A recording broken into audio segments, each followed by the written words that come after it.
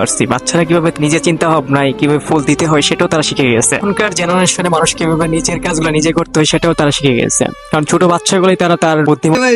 বইয়ের নাম যা তখন না বলি মরি লাইন হ্যাঁ কি করছে?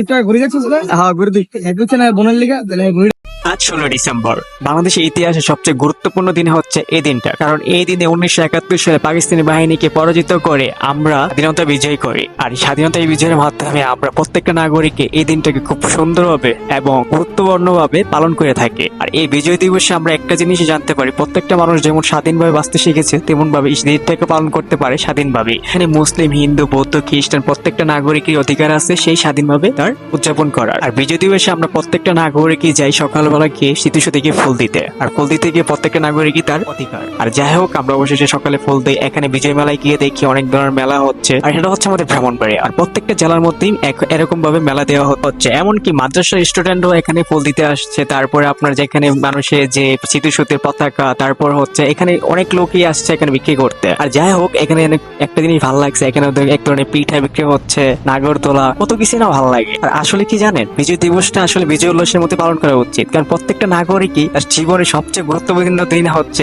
এই দিনটা, কারণ সে স্বাধীনভাবে বাঁচতে পারতেছে সেই স্বাধীন দেশে বাংলাদেশে। একটা জিনিস অবাক লাগে, এখানে ছোট ছোট বাচ্চাগুলো তার ছোট ছোট ফুলগুলো তার টুকাইয়ে তারা কি সুন্দরভাবে না তারা তৈরি করতেছে, তারা ফুল দেওয়ার জন্য স্মৃতিসৌধে। আর এই বিষয়গুলো আপনার কাছে খুব উপভোগ করতে পারবেন যখন আপনি নিজের চোখে দেখতে পারবেন। আসলে স্মৃতিসৌধে গিয়ে আজকে অনেক কিছু উপভোগ করতে পারছি। বাচ্চারা কিভাবে নিজের চিন্তা ভাবনায় কিভাবে ফুল দিতে হয় সেটাও তারা শিখে গেছে। এখনকার জেনারেশনে মানুষ কিভাবে নিজের কাজগুলো নিজে করতে হয় সেটাও তারা শিখে গেছে, কারণ ছোটতেই তারা কতটা এগিয়ে গেছে দেখেন। আর যাই হোক, আশা করি আমরা আসলে প্রত্যেক নাগরিকই তার উচিত এইভাবে তারা সামনে এগিয়ে যাক। আমিও দোয়া করি, আর আমার জন্য অবশ্যই দোয়া করবেন, কারণ ভিডিওতে ভুলভ্রান্তি হতে পারে।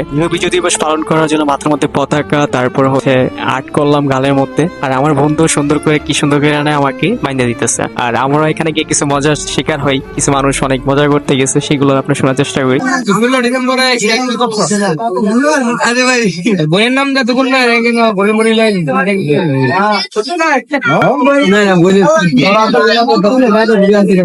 এই বিজয় দিবসে একজন প্রতারক ধরা গেছে। বইয়ের নাম দা মাইলে ঘুরে সত্যি মাইলে ঘুরে না সত্যি ভাই এগুলোর মধ্যে আমি কিছুক্ষণ ঘোরাঘুরির পর দেখা যায় আবার সেই তারে দেখা হয়। তারপরে দেখি সে তারা প্রশ্ন করে যে তোর ঘুড়িটা কই, তখন সে কি বলে শুনেন। হ্যাঁ কি করছে? এটা ঘুরে যাচ্ছিস না? হ্যাঁ ঘুরে দিক। হ্যাঁ করছে না বোনের লিগা তাহলে ঘুরে কই ঘুরে কই? নানুবার 2 মিনিট রান হইতে তো গেছি ডক্টর দিছে অনেক কথা বানানো শিখালাই অবশেষে আমরা অনেক মজা টজা করার পর আমরা বের হয়ে যাই। কিন্তু আরেকটা কথা বলি, সেকেন্ড পার্ট আসতেছে, সেটা হচ্ছে এক ধরনের কাবজাব, আর সেটা দেখার জন্য চোখ রাখুন আপনারা।